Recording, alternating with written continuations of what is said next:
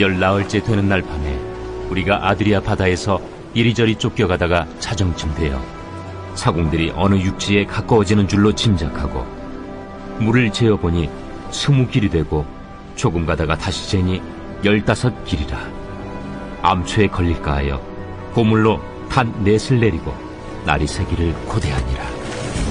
사공들이 도망하고자 하여 이물에서 닻을 내리는 채하고 거룻배를 바다에 내려놓거늘 바울이 백부장과 군인들에게 이르되 이 사람들이 배에 있지 아니하면 너희가 구원을 얻지 못하리라. 이에 군인들이 거룻줄을 끊어 떼어버리니라. 날이 새어가매 바울이 여러 사람에게 음식 먹기를 권하여 이르되 너희가 기다리고 기다리며 먹지 못하고 줄인 지가 오늘까지 열나흘인즉 음식 먹기를 권하노니 이것이 너희의 구원을 위하는 것이요 너희 중 머리카락 하나도 잃을 자가 없으리라. 떡을 가져다가 모든 사람 앞에서 하나님께 축사하고 떼어 먹기를 시작하며 그들도 다 안심하고 받아 먹으니 배에 있는 우리의 수는 전부 276명이더라.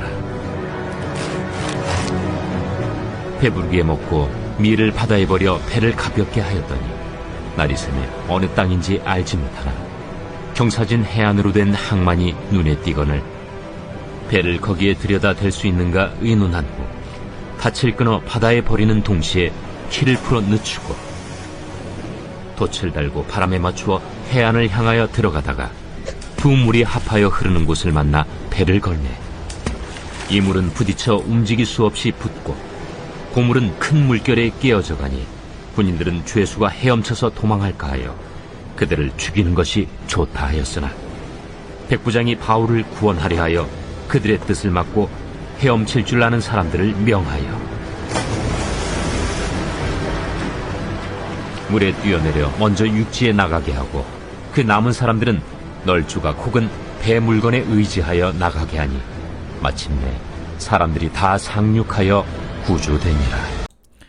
여러분 반갑습니다. 오늘도 큐티로 여는 기막힌 하루입니다. 본 말씀 사도행전 27장 27절부터 44절의 말씀입니다.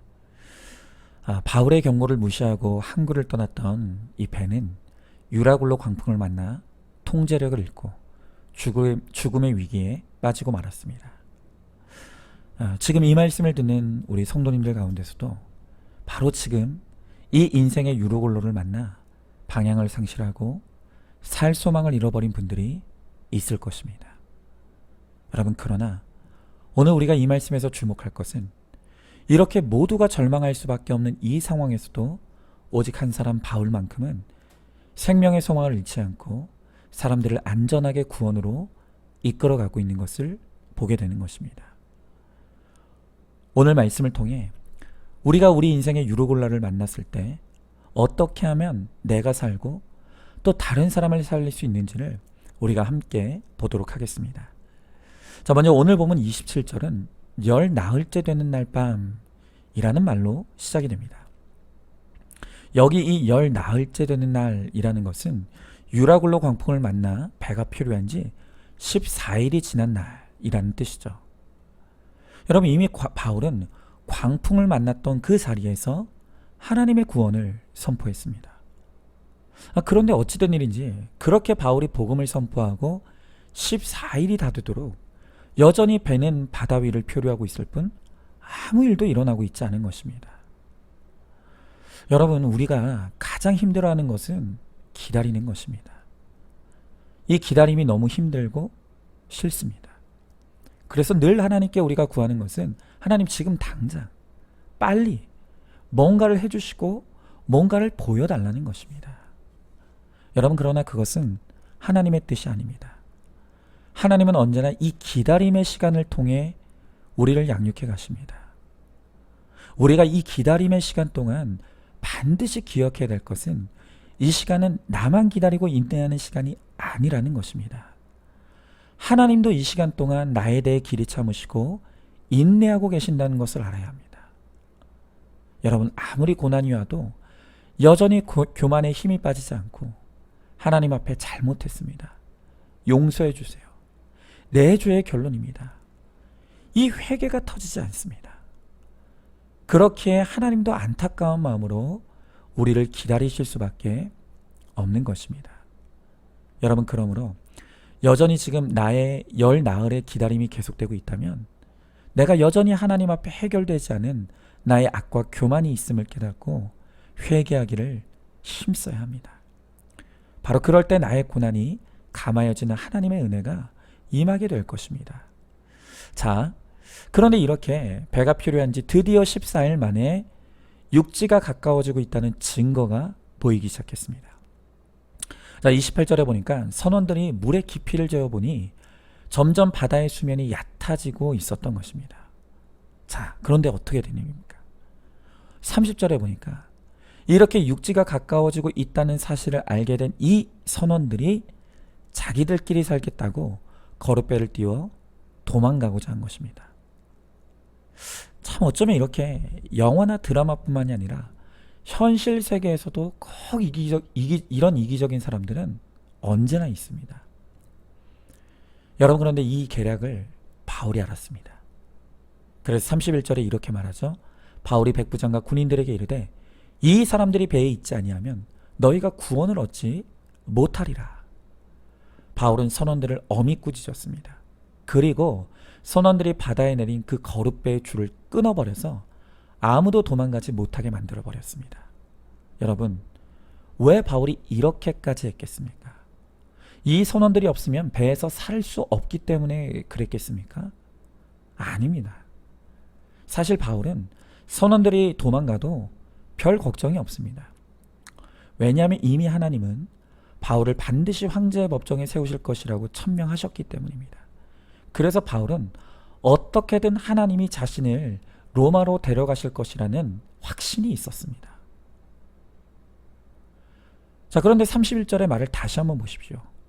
바울은 선원들이 도망치면 내가 혹은 우리가 구원을 얻지 못할 것이라고 경고하고 있지 않습니다. 바울은 너희가 구원을 얻지 못한다라고 경고하고 있는 것입니다. 여러분, 그러면 바울이 말하는 너희가 누구입니까? 여기서 이 너희의 1차적인 대상은 바로 도망가고자 했던 그 선원들입니다. 여러분, 이 선원들은 자신이 살 길이 거룻배를 띄우고 도망가는 일이라고 생각했을 것입니다.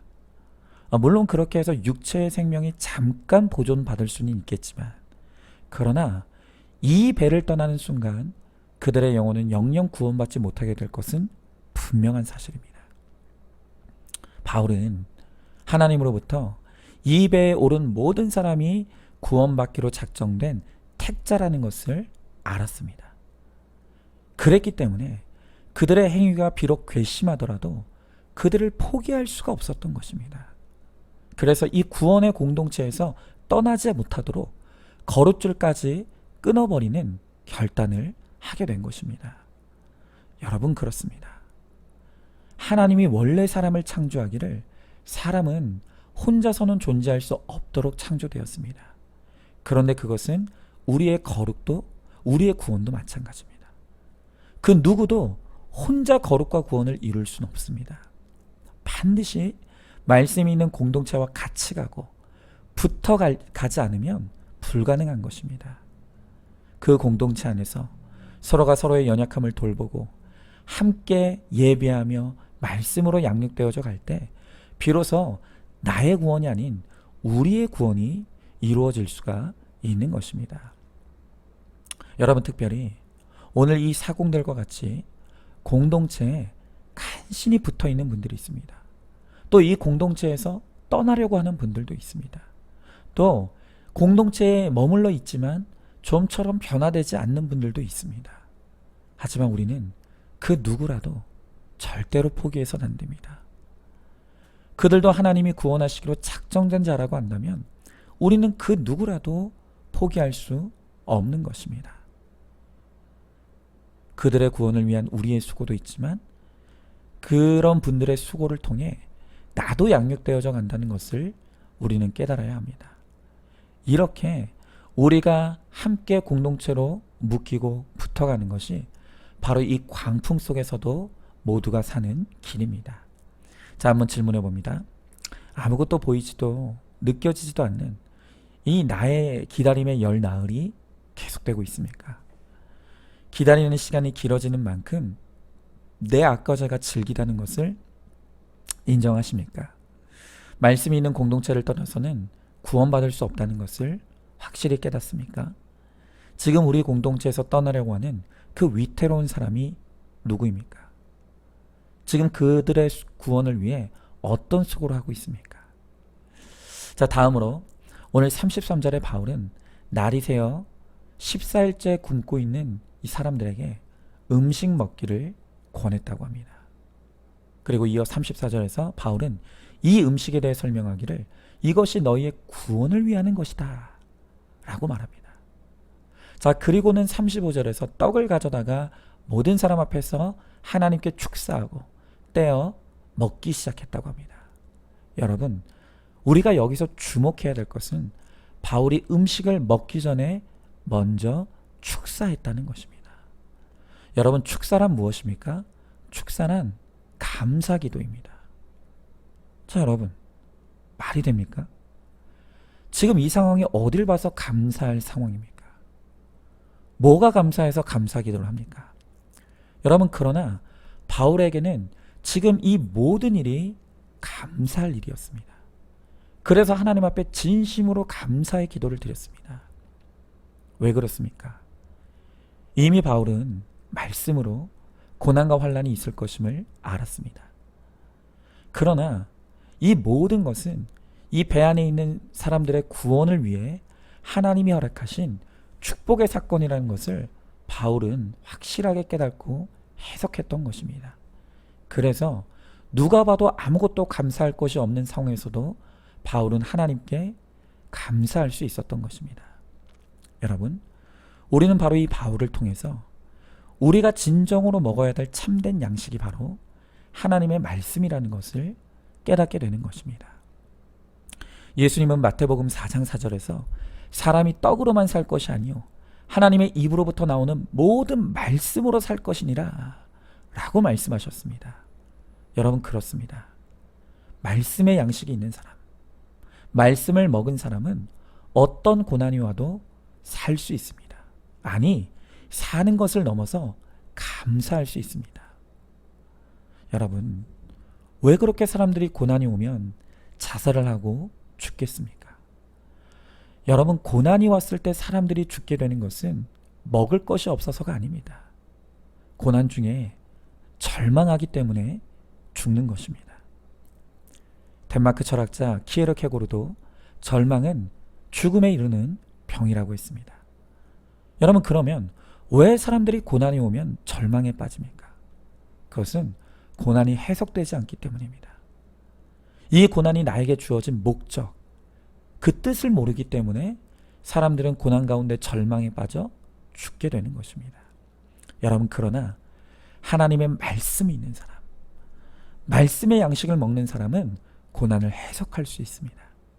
그리고 그 고난이 해석되면 고난 가운데서도 절망이 아닌 감사와 소망을 고백하게 됩니다. 바로 이런 사람이 고난을 축복으로 변화시키는 사람인 것입니다.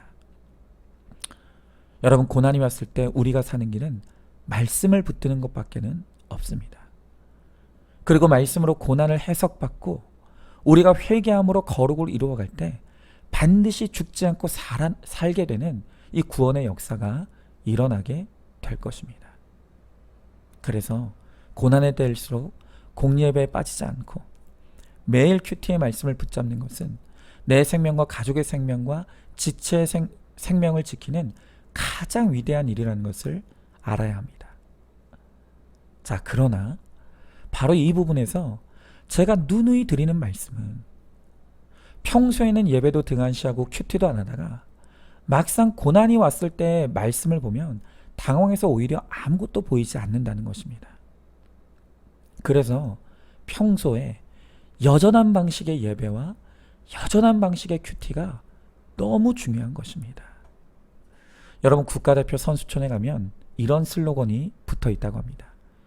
훈련은 실전처럼, 실전은 훈련처럼. 그렇습니다. 우리는 평소에 평안할 때, 그때 마치 내가 죽을 것 같은 고난이 온 것처럼 치열하게 큐티해야 합니다. 그리고 이렇게 평소에 큐티가 되어 있는 사람은 막상 고난이 오면 오히려 평안함을 누릴 수 있게 되는 것입니다. 여러분, 이렇게 말씀의 양식을 잘 먹는 사람은 그 다음에는 육의 양식도 잘 먹을 수 있습니다. 여러분, 고난의 때에 말씀으로 나의 고난이 죽음의 사건이 아니라 구원의 사건인 것을 해석받았다면 왜 음식을 먹지 못하겠습니까? 여러분, 육의 양식도 잘 먹는 것은 바로 우리의 사명입니다. 우리가 주님 때문에 누리는 평안을 삶으로 잘 보이며 그렇게 가는 것이 우리의 사명이고 우리의 역할입니다. 그래서 우리가 고난의 때에도 말씀의 양식으로 고난을 잘 해석받고 주님의 평안을 누리면서 잘 먹고 잘 자고 잘 일하는 그 모습을 이 세상 사람들에게 보여줌으로써 나만 사는 것이 아니라 또 다른 사람도 생명으로 인도할 수 있는 우리가 되어야 합니다. 자, 질문해 봅니다. 내가 가장 좋아하는 나의 양식과 음료는 무엇입니까? 육의 양식을 먹지 못해 굶는 것은 고통스러운 줄 알면서 예배와 큐티를 하지 않는 것에 대해서는 아무 고통도 느끼지 못하고 있지는 않습니까? 고난의 절망을 이기는 길은 오직 말씀밖에 없다는 것을 믿습니까? 여전한 방식의 예배와 큐티를 통해 고난의 때를 잘 이기고 승리하시기 바랍니다. 자, 이제 마지막으로 39절 이하의 말씀에서 드디어 14일간의 표류하던 배가 육지의 해안에 다다르게 되었습니다. 자, 그런데 42절에 이 군인들이 가장 먼저 생각했던 것은 혹시 도망쳐 버릴지도 모를 죄수들을 차라리 다 죽여버리는 것이 좋겠다는 생각을 한 것입니다. 사도행전 27장 1절에 의하면 다른 죄수 몇 사람도 바울과 함께 로마로 이송되었습니다. 당시 이 로마의 군사법에 따르면 죄수를 놓치면 경비병이나 호송병이 사형을 당하게 되어 있었습니다. 여러분, 그래서 만약 지금 이 육지를 만난 상황에서 이 죄수가 한 명이라도 도망친다면 그 책임은 군인들이 다 져야만 하는 것입니다. 바로 이 엄중한 책임에서 가장 손쉽게 벗어나는 길이 무엇이겠습니까? 그것은 아예 그 모든 죄수들을 죽여버리는 것입니다. 자, 그런데 바로 이때 43절에 보니까 백부장이 바울을 구원하려 하여 그들의 뜻을 막았다고 합니다. 여러분, 이게 무슨 뜻이겠습니까? 지금 백부장이 바울을 구원하려고 하여 그들의 뜻을 막았다는 것은 만약에 한 사람이라도 도망치는 죄수가 나올 경우에 그 모든 책임을 내가 지겠다고 하는 결단인 것입니다. 여러분, 한 명이라도 도망치는 죄수가 나온다면 전적으로 이 모든 책임은 백부장이 져야만 합니다. 여러분, 그러나 이렇게 내가 끝까지 책임지겠다고 하는 이 백부장 한 사람의 결단에 의해 어떤 일이 일어났습니까? 44절에 보니까 마침내 사람들이 다 상륙하여 구조되니라. 그렇습니다. 이렇게 책임지기로 결단하는 그 한 사람, 이 백부장으로 인해서 바울뿐만이 아니라 276명 전원이 모두 구원받는 놀라운 역사가 일어나게 된 것입니다. 여러분, 어떤 일에 대해 책임을 진다는 것은 그 책임에 수반되는 희생과 불이익을 기꺼이 감수하는 것을 의미합니다. 여러분, 그래서 대부분의 사람들이 이 책임지기를 싫어하고 회피하는 것입니다. 책임에 수반되는 희생과 불이익이 싫은 것입니다.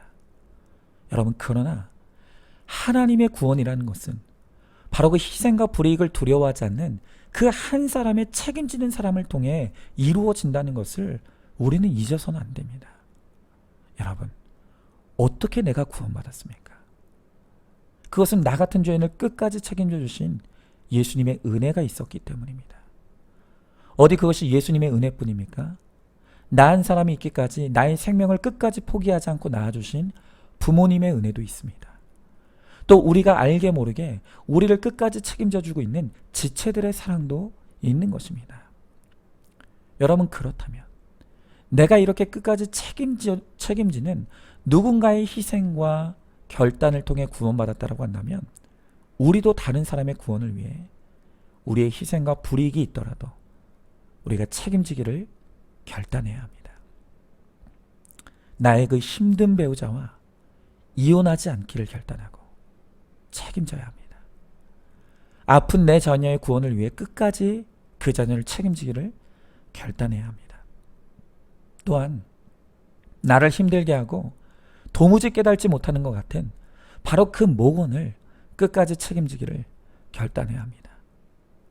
지금 이 시간 저도 어떤 희생과 불이익이 있더라도 저에게 맡기신 우리 안산중앙교회와 우리 안산중앙교회 성도들의 거룩과 구원을 끝까지 책임지기로 다시 한번 하나님 앞에 결단합니다.